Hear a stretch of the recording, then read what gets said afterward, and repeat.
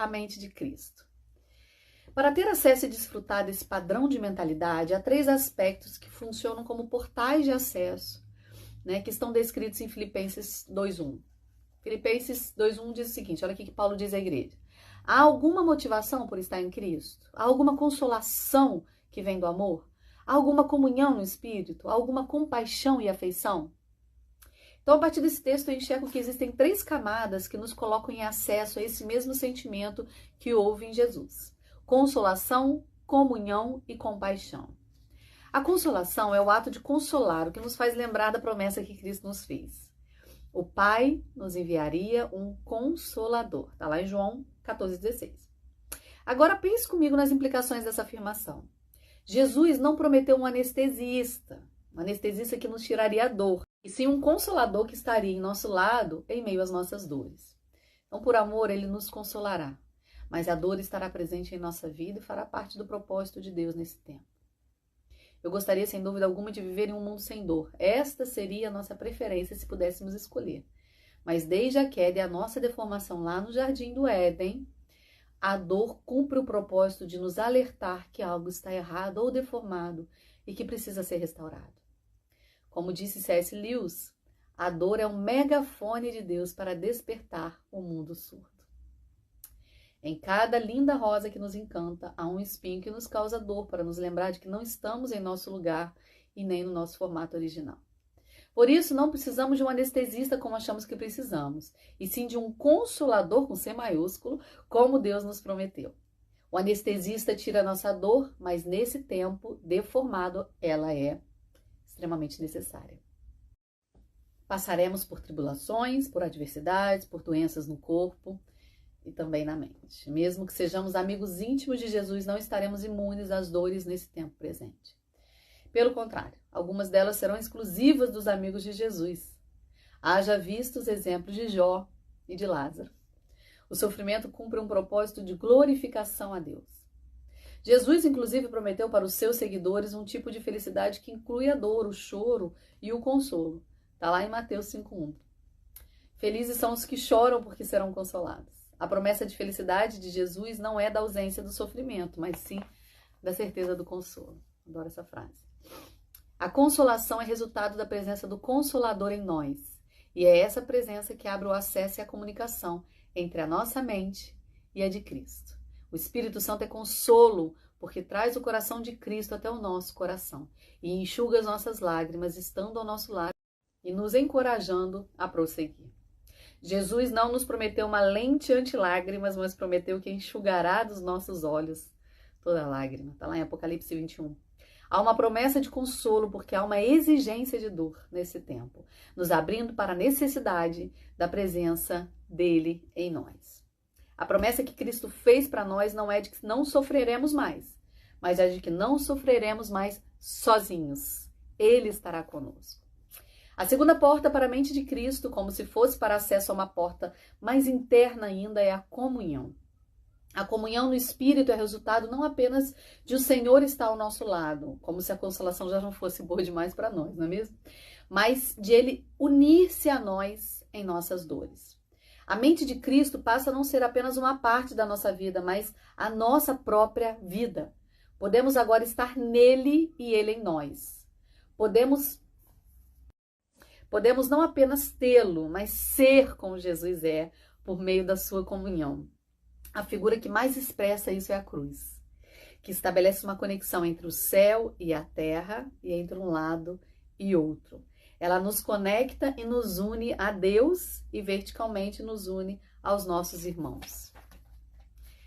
Vejo a cruz como uma sutura, um ponto de Deus para nos costurar na nossa deformidade, unindo-nos a Ele e aos nossos irmãos. Precisamos parar um pouco aqui e entender a grandeza dessa revelação. Devemos compreender e desfrutar o fato de que Deus está em nós e não há nada que possa nos separar do seu amor. Estamos conectados a Ele de uma forma segura pelo vínculo da cruz. O ponto que o Senhor nos deu é suficiente para que nunca mais nos afastemos. E Ele fez isso porque nos quer eternamente. Interessante também pensar que na medicina toda cura é comunhão e toda doença é uma separação. Você vai lembrar que toda doença acontece quando uma parte não consegue se conectar à outra por algum motivo, seja por uma inflamação, por um coágulo, por uma ferida, por um nódulo, uma má formação ou qualquer outro motivo. Logo, como disse Larry Crabb, não existe cura fora da comunhão. Por isso, para nos curar dessa nossa deformidade, ferida causadas pela queda, Deus nos conectou-se a nós por meio do seu Espírito. Então agora nós temos a mente de Cristo porque Ele se fez um conosco na cruz. E nada pode nos separar dele. Mas a segunda camada, né, mas a segunda camada quer nos levar a uma terceira camada, a compaixão. Se na primeira camada Jesus se sensibiliza com a nossa dor, aproximando-se de nós para nos consolar, e na segunda se une a nós para nos curar, na terceira camada ele se mistura conosco. Pensa o que nós pensamos e sente o que nós sentimos, para que nós também possamos pensar o que ele pensa e sentir o que ele sente. Mais uma vez, chegamos à conclusão de que a saúde mental é a mente de Cristo acessando e redimindo a nossa, para pensarmos o que ele pensa e sentir o que ele sente. Essa é a expressão mais profunda da maturidade emocional de Cristo para nós, para a sua igreja. Mas também é necessário nos determos um pouquinho no significado disso para as nossas inquietações e fraquezas. Quando estamos tristes, somos tentados a achar que estamos sozinhos e que um Deus santo e poderoso não pode nos ajudar nesse momento, pois ele não saberia o que é sentir medo, tristeza, ansiedade e angústia. Mas o texto bíblico nos ensina que nós temos um sumo sacerdote que se compadece das nossas fraquezas e que em tudo foi tentado para misturar o seu próprio coração ao nosso e sentir o que nós sentimos. Eu não sei se você já reparou, mas havia um sentimento que movia Jesus enquanto ele andava aqui na terra e que via de regra antecedia os seus milagres. Era a compaixão. Ele, movido de íntima compaixão, curava, libertava e multiplicava a provisão. Parece-me então que a compaixão é um gatilho que aciona os milagres, como se fosse de fato uma porta que se abre para um nível de desfrute do que é sobrenatural. Lembro-me, por exemplo, da parábola do bom samaritano. A história mostra que um levita e um sacerdote passaram por aquele homem ferido que estava à beira do caminho, mas se afastaram dele. Apesar de toda a maturidade teológica que eles tinham, não vivenciaram a cura, pois não tiveram compaixão. O bom samaritano é uma representação de Cristo. Ele, apesar de não ter nenhum dever de nos socorrer, tal qual os samaritanos não tinham nenhuma responsabilidade para com os judeus, desce de sua cavalgadura, aproxima-se do ferido, dá-lhe tratamento com medicamentos e leva a um lugar de cura, por pura compaixão. Jesus desceu da sua glória e sentiu tudo o que nós sentimos em profunda compaixão. Por isso ele entende e cuida das nossas feridas, nos oferece tratamentos, inclusive medicamentos, como eram o azeite e o vinho naquela época, e nos leva a um lugar de cura, de onde aguardamos a sua volta.